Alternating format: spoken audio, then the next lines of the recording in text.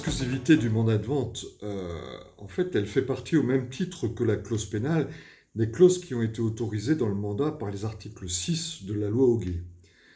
Alors, c'est une exclusivité, donc elle est consentie sous certaines conditions. Alors, vous avez deux conditions essentielles. Tout d'abord, cette clause doit résulter d'une stipulation expresse, donc doit être mentionnée en caractère très apparent dans le mandat.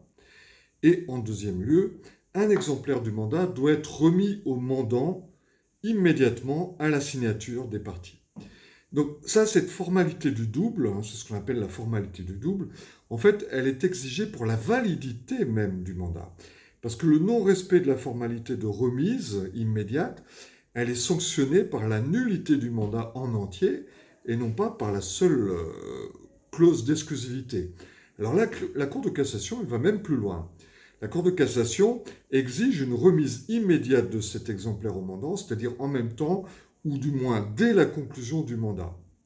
Alors, évidemment, encore faut-il que, pour contester la validité du mandat, que le mandant apporte par écrit la preuve qu'il lui incombe qu'un exemplaire du mandat contenant une telle clause lui a été remise tardivement.